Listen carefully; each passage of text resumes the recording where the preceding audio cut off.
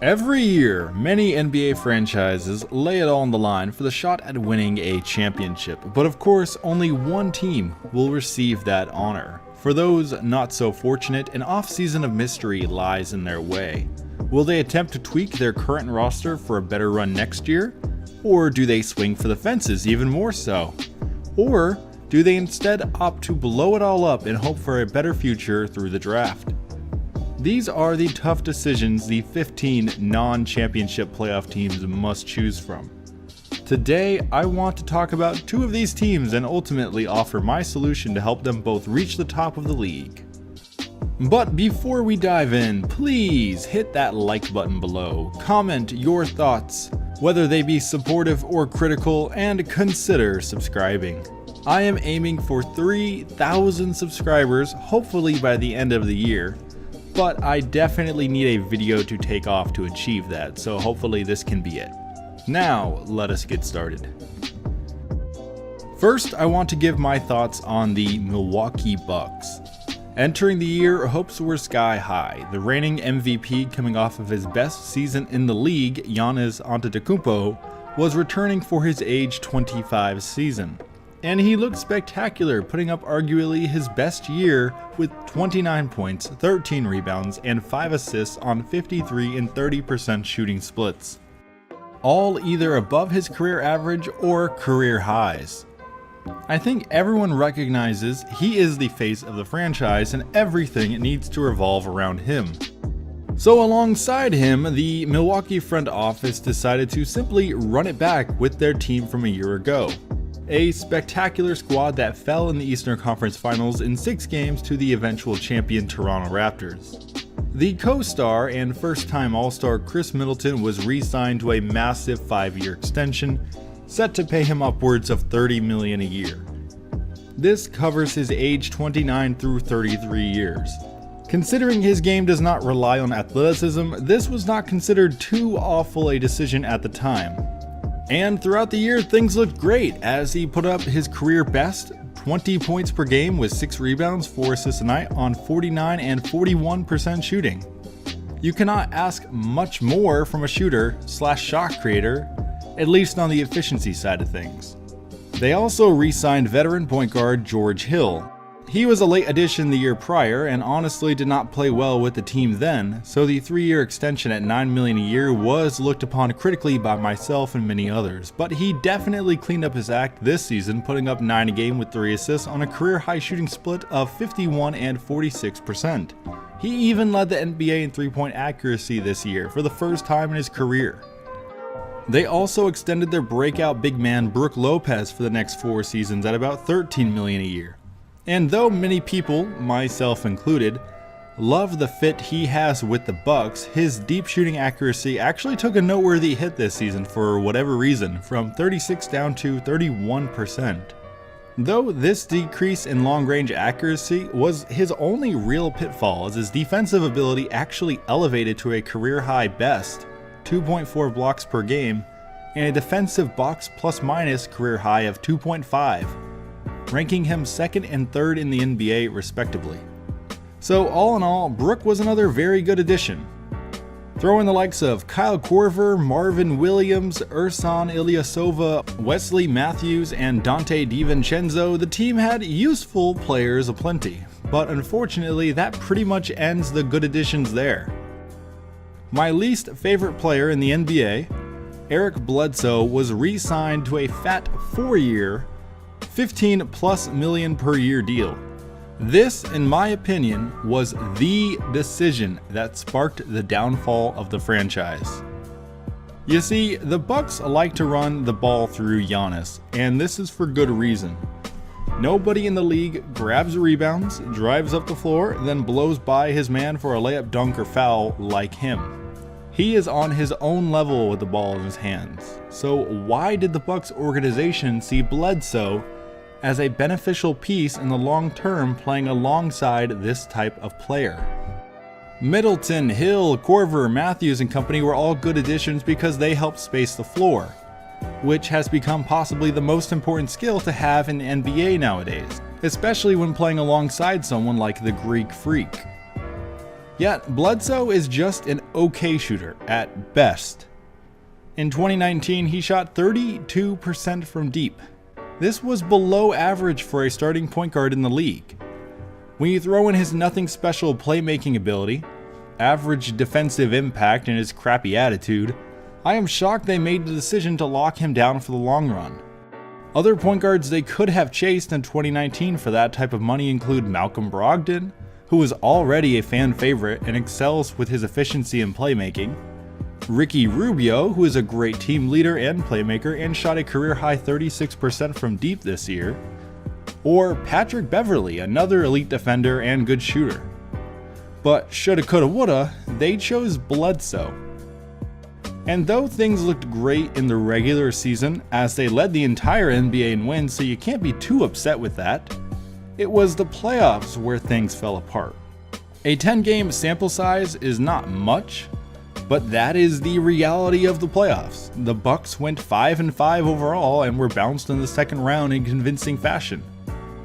Amongst the entire 16-team postseason field, the Bucks ranked 12th in three-point shooting accuracy and 7th amongst the 8 second-round teams. This is not good enough. Some players elevated their game. You have to give credit to the likes of Brook Lopez, who upped his scoring to 15 a game on 39% deep shooting, and some of the role guys who stepped up like Wesley Matthews, Kyle Korver, George Hill, and Marvin Williams specifically were useful. But Middleton's accuracy dropped to a 39 and 35% split, which is not good enough for a $30 million man. But Bledsoe I want to bring up again because he was horrible. 11 points, 38% from the field, and 25% from deep. Yes, 25% from deep. Which is not a shock because, believe it or not, that was actually an increase from last year's three-point shooting in the playoffs where he shot 23%. But they extended him. I am 100% confident that if you do over the 2019 offseason, this Bucks team would be in contention for a championship right now. Imagine if they gave Middleton 25 instead of $30 million a year, which I think is more than fair considering what he was producing and at his age. And instead they chose to let Bledsoe walk, thus retaining Brogdon at that $20 million piece he eventually chose elsewhere. Who, keep in mind, was coming off of a 50-40-90 year at 15 points, 3 assists a night as the third option ball handler. Of course, you would have to assume that Brogdon does not ultimately get injured in this hypothetical scenario, but I think this team would be the best in the league. I think if this were the direction Milwaukee would have taken, they would not be in the scary situation they currently reside. Because Giannis recently had a sit down in private to discuss his future with the team and shortly thereafter unfollowed the Bucks teammates and organization on Instagram. A whole new world of rumor fuel. But let's hold this thought, as now we discuss what was supposed to be a revolutionary roster this year with the Houston Rockets. A lot of background. In 2018, the Rockets should have won the championship. They had the Warriors on their heels in the Western Conference Finals and were minutes away from wrapping up their Game 5 victory to lead the series 3-2. Then Chris Paul injured his groin. The Rockets without Paul would lose the next 2 games, convincingly eliminating them from the playoffs. The following season, relations between their 2 All-Stars / future Hall of Fame point guards crumbled right before everyone's eyes as they were bounced in the second round. And I have a good theory as to why this happened. When Harden joined the Rockets, he went from a scrappy 6-man to a superstar in only a year under their new system. In 2017, the year before the arrival of Paul, Harden averaged a ridiculous 29 points, 11 assists per game on solid shooting efficiencies. He was on top of the basketball world with a usage percentage of 34, ranking him 4th in the league. And believe it or not, despite Paul joining the team in 2018 and taking over a large portion of the ball handling, Harden's usage went up to a league-leading 36%. Then in 2019, it again rose to a league-leading 40%. This became Harden's MO. if you watch the games over these years, a worrisome trend began showing itself in Harden's game. That being his almost selfish playstyle through his lack of movement off ball on offense. It actually got to the point where every single possession was the exact same thing. If Harden brings the ball down the floor, he is going to do one of three things. He either drives for a layup or kicks out for a three, he takes a step back three, or he does a simple pass to the guy beside him, then slowly retreats to the half-court line for some reason. It was like this pretty much every time down the floor this past season. If Harden does not have the ball or is not in the position to get an assist or a score, he seemingly has absolutely no interest in participating in the Rockets' offense. It is silly when you actually watch the footage, as he simply takes himself after play for no reason. The only time Harden ever moves without the ball is if Russell Westbrook or someone else happens to bring the ball down the floor, in which case Harden positions himself right in the middle of the set, then walks up to screen the ball, then receives the ball to begin the routine we just talked about. Throughout the entire 2020 NBA season, Russell Westbrook averaged 7 assists per game, playing alongside Harden, who averaged a staggering 34 points per game. Yet only 17% of Harden's field goals were assisted. This is because Harden does not seem to care to catch the ball at a position to shoot. And he has little reason to want to change this, as obviously what he does works, as Rusty Buckets puts it, 95% of the time. But in the playoffs, when the defense is tighter and the pressure is heavier, it hasn't worked. This past postseason, Harden shot below league average in his three-point attempts at 33%, where nearly 10 of his 19 shots per game would come. He still is great, don't get me wrong, but he held his team back this year, and there's no question about that. The other elephant in the Rockets' locker room was their small ball experiment. The reason I like to call them the Houston Analytics is because of how they play Moneyball style basketball more than any other team in the league. I am not 100% sure what the explanation was for trading away Clint Capella and opting to play a 5-man starting lineup at or under 6'7", but supposedly, it was because the team convinced themselves that the impact Capella had when on the floor was lesser than the impact another floor spacer would provide. When they traded for Robert Covington, this was supposed to increase the team's box plus minus. What is interesting to me, however, is that when Capella was active through 39 games, the team was plus 2.4 with him on the floor, and minus 0.7 without. So to me and many others, this seemed like an odd and unnecessary move. In fact, this was the first year in Capella's 6-year career where him being off the floor led to a negative plus minus for the team.